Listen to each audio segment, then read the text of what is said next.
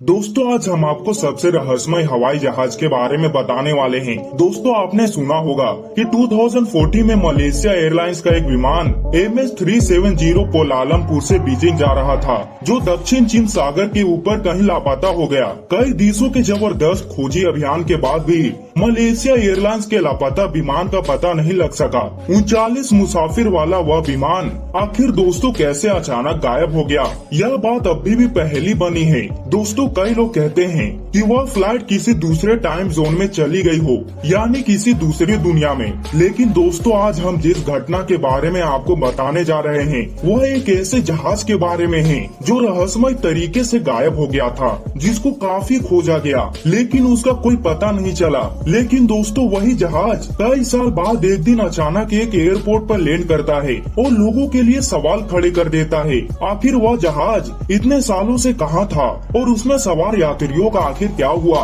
तो दोस्तों चलिए जानते हैं। दोस्तों वीडियो में आगे बढ़ने से पहले वीडियो को लाइक और चैनल को सब्सक्राइब करके बेल आइकन को और जरूर करिएगा।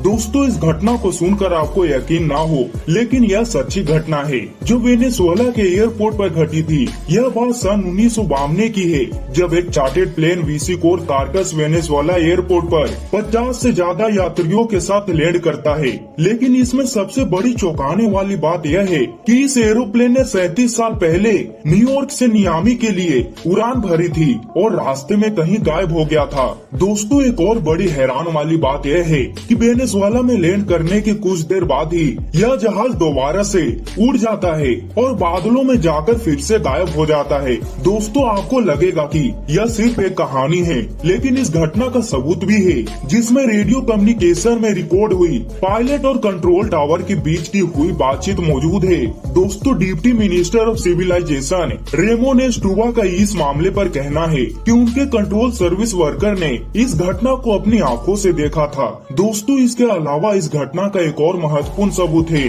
कि पायलट द्वारा रनवे पर छोड़ा गया एक हैंड सर्च कैलेंडर, साथ ही कंट्रोल टावर के एक और कर्मचारी जोवान डेला कोर्ट ने उस प्लेन को अपनी आंखों से देखा था और उन्होंने पायलट की आवाज भी सुनी थी। साथ ही उनके पास वो कैलेंडर भी मौजूद था जो उस हवाई जहाज के पायलट द्वारा छोड़ा गया था। उन्होंने बताया कि उन्हें इस घटना पर बिल्कुल यकीन नहीं हो रहा था कि फ्लाइट में बैठे लोगों को अभी भी यही लग रहा था कि वह सन 1985 में है और उनकी फ्लाइट ने फ्लोरिडा में लैंड किया है, लेकिन हकीकत कुछ और ही थी। अभी तक यह समझ में नहीं आ रहा था कि वह लोग आखिर इतने सालों से कहां थे। कंट्रोल टावर में मौजूद अन्य कर्मचारियों के मुताबिक उन्हें यह सब देखकर बहुत ही अजीब और अलौकिक लग रहा था। वे जो प्लेन देख रहे थे वह बहुत ही पुराना लग रहा था, साथ ही उनके रडार पर भी वह प्लेन नहीं दिख रहा था। वह लोग बेहद ही आश्चर्यचकित थे। कोर्ट के मुताबिक जब उन्होंने जहाज के पायलट से उसका नाम पूछा तो पायलट ने उनसे पूछा हम कहाँ हैं?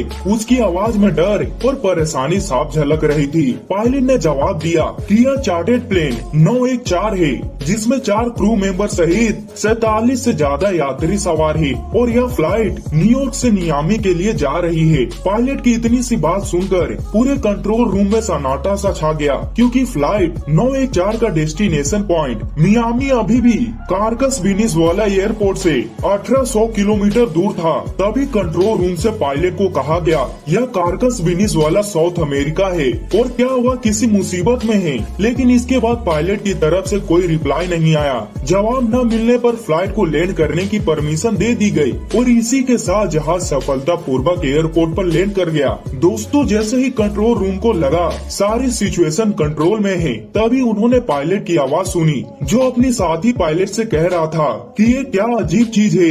उसकी आवाज सुनकर ऐसा लग रहा था कि उन्होंने एयरपोर्ट पर खड़ा कोई जेट शिप नहीं बल्कि स्पेस शिप देख लिया हो। दोस्तों कोर्ट के मुताबिक पायलट ने बताया कि यह फ्लाइट 1955 में मियामी के इंटरनेशनल एयरपोर्ट पर सुबह 9:55 पर लैंड होनी थी।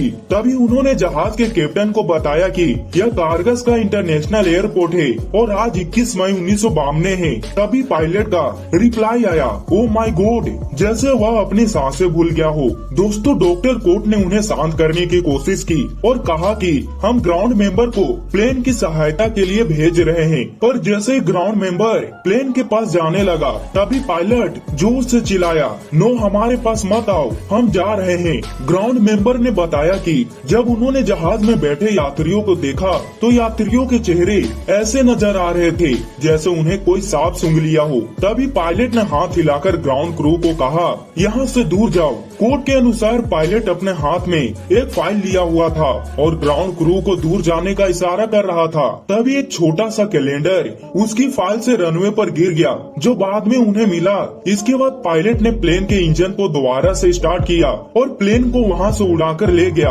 और थोड़ी ही देर में वह प्लेन बादलों में जाकर कहीं गायब हो गया। दोस्तों, इसके बाद कंट्रोल टावर में रिकॉर्ड हुई इस बातचीत के टेप और उस कैलेंडर को गवर्नमेंट सीक्रेट सर्विस ने जब्त कर लिया। इस रहस्यमय घटना के पीछे की वजह को आज तक कोई नहीं जान पाया, लेकिन लोगों को लगता है यह प्लेन टाइम ट्रेवल करते हुए 1952 में आ गया। तो दोस्तों, क्या ऐसा भी हो सकता है कि मलेशिया एयरलाइंस का विमान भी किसी दूसरे टाइम जोन में चला गया हो, क्योंकि उस विमान का भी आज तक कोई पता नहीं चल पाया। या फिर दोस्तों, ऐसा भी हो सकता है कि प्लेन की क्रैश एक्सीडेंट हो गया हो। दोस्तों, आपको क्या लगता है उस प्लेन का क्या हुआ होगा? कमेंट में जरूर बताइएगा। और दोस्तों, वीडियो को लाइक और चैनल को सब्सक्राइब करके बेल आइकन को ऑल जरूर करिएगा, ताकि हमारी ऐसे नॉलेजेबल वीडियो सबसे पहले आप तक पहुंच पाए।